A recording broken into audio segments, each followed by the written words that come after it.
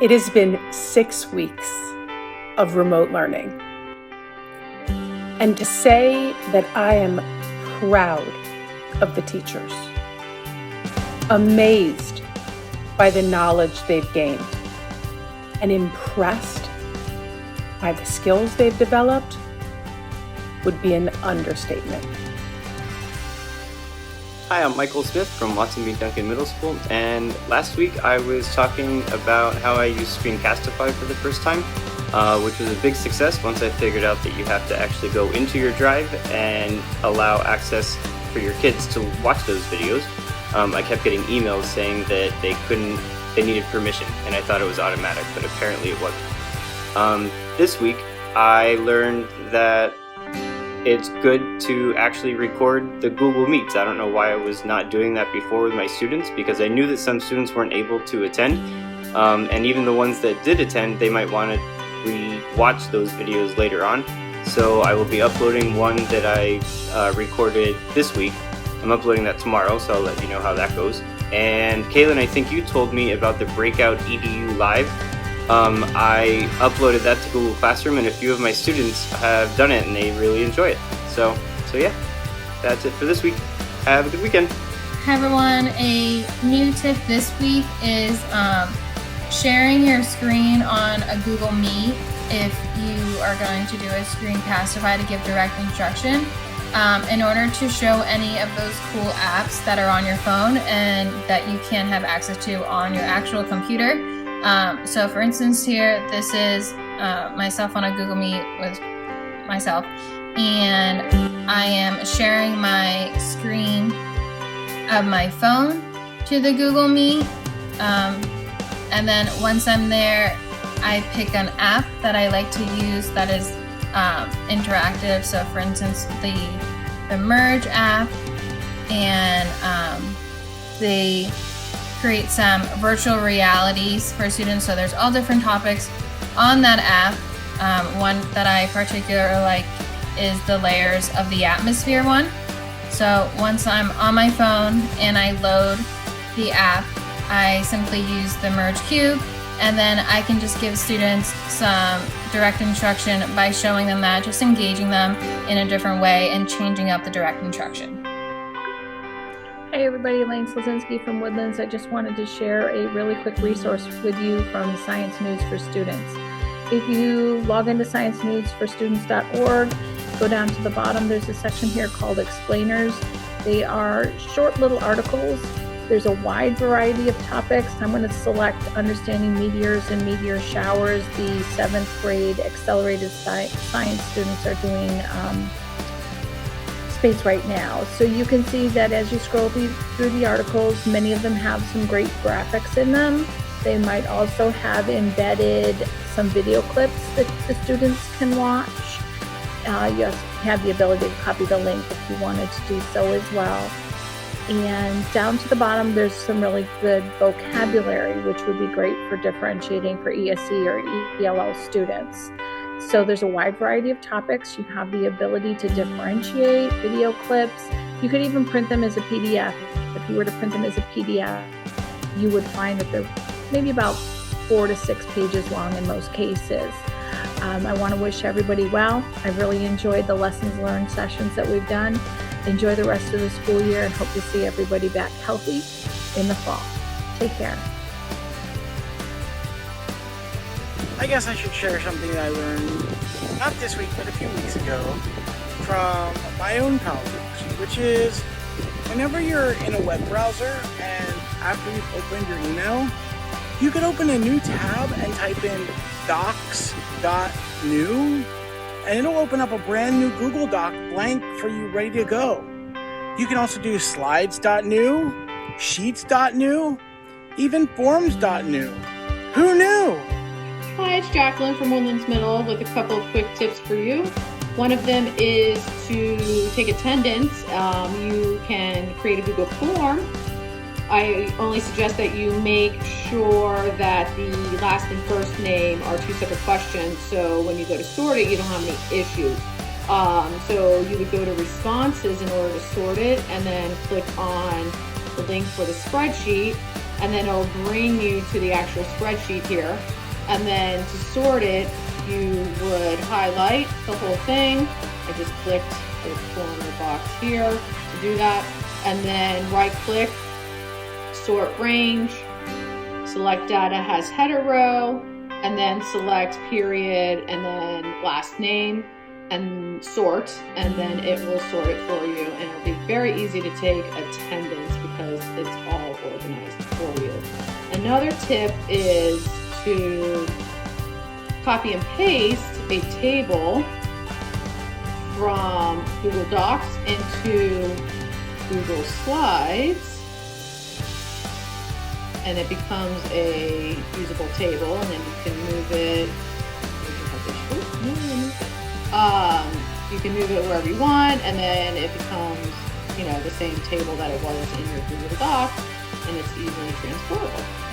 And then the last tip would be to make sure you're scheduling your assignments in Google Classroom, so that's one less thing you have to worry about. Hey, Heather here from Palm Springs Middle School. Just something that I started in the last 2 weeks was adding to their SEL bell ringer check-ins some additional questions, something that kind of goes outside the box of, how are you? What are you, up to? That kind of thing. Do you need any help? I've kind of gotten a little bit fun and kind of started adding those, back to school bell ringer type or icebreaker type questions, those bell ringers, just to kind of get to know the students on a different level. And while I'm doing that, I'm actually giving them my answers at the same time. I kind of knew it was going to open up Pandora's box on one of the last questions that I asked on Tuesday, but I asked them if they could uninvent an invention, what would it be and why? And while doing that, I added in that I would uninvent video games and gave them my reasoning. And the responses I got were, things that we would expect, like uninventing vape. Some students actually supported, uninventing video games because their siblings were playing Fortnite too much and they want to spend more quality time with them. And then I had the kids that, wanted to engage in a discussion or a complete debate. So it opened up some really, nice avenues for us to talk. And the amount of students that got on during my live office hours that afternoon was overwhelming. The students got on just to be able to try to prove me wrong or, tell me that, my opinion was wrong and why they thought so. So it opened up some really healthy discussion for how do you find reputable sources and, what exactly is going on in the brain and how that kind of relates into science. So aside from our actual lessons, it opened up some really, really healthy, engaging conversations. So I would encourage anybody to, that's kind of bored with those get to know, those how are you type bell ringers, to do some get to know you type bell ringer questions and, really engage with the students and give them, a different avenue to kind of speak to you and talk to you. Hope that helps. Bye. Hi everyone, this is Melanie Lobeto. I teach 8th grade science at Omni Middle School. So this week I'd like to share two things. The first thing is this project that I assigned to my students. I gave them multiple ways. Actually, I gave them the freedom to choose however they'd like to present to me. And I'm happy to actually tell you that a couple of them shared their project through Flipgrid, and a couple of them also shared through TikTok. And here's like an example. Here's the Flipgrid one, and here's the TikTok one. So pretty cool, huh? And then also tomorrow I'm doing a Socratic seminar. So let's see how that goes. Hi, I'm Pete Stewart, and here's my tip for the week. CDC has a lot of great resources available on their website at www.cdc.gov. The first one is their adolescent and school health site. At Healthy Youth, you can find information related to human growth and development, sexual health services, and safe and supportive environments. The next site is called Solve the Outbreak, and this is a great resource for students who get points for solving different disease outbreaks. The final one is called Dating Matters, and this one's related to teen dating violence and is a great resource that you can use for yourself and your students. So that's my tip for the week. Have a great week. Morning, everybody. Hope you're doing well. Well, I have under here, Time Magazine is giving out for free a subscription where you can sign up for Time for Kids. They really have some good articles. They have a short magazine form. It's maybe 6 to 8 pages, depending on the week, which is good. So if you have those readers that really don't like to read a lot, there's nice color to it. They have one this week called Thank You Teachers. They've done stuff on, obviously, COVID, even penguins. They've done something on dogs, and also other articles that you can take a look at. It's really well worth it. I like it. I have my kids, that will get a chance to look at it as well. So it's called time.com, and they will give it just for free for you. Isn't that great? Everybody have a great week. Hope you're doing well. I have taken the time to watch the videos that Kaylin has put together. Thank you so much for continuing to be such a huge support through this whole virtual learning. I feel so much more confident and in what I'm doing, and I learned so much. Your live panel was very, very helpful in all the realms of where I was struggling with engagement, with connection with my students, and I've used a lot of the different strategies, and they've been really helpful. I used the choice board this week. I've used the GIM kit. We had a blast, and I've also incorporated the virtual field trips. So thank you for everything, and I hope everyone has a happy Teacher Appreciation. This week, I was reminded of the single parents.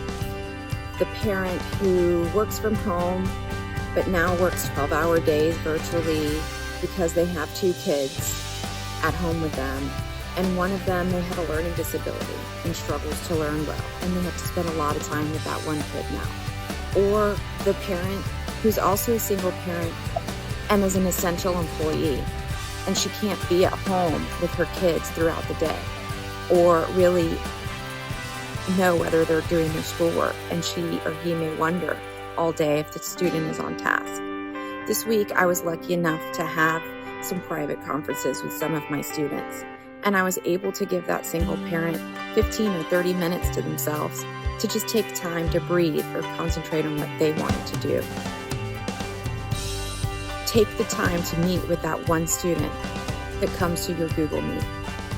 Even if it's just one student, talk to them. They want to see you. It's a special person that becomes that teacher. You know the one that never gives up, 100% committed to providing a fantastic experience for kids despite the circumstances. The one whose name you'll recall years later. The one you'll tell a story about to your friends. Now, not everyone will become that teacher, but the teachers that have committed tirelessly for the last 6 weeks to helping their fellow warriors for the sake of kids that they'll never meet, they're those teachers. So as we celebrate Teacher Appreciation Week, my hope is that at some point, every kid in their school career gets to experience that teacher. Because as Rita Pearson said, every kid needs a champion.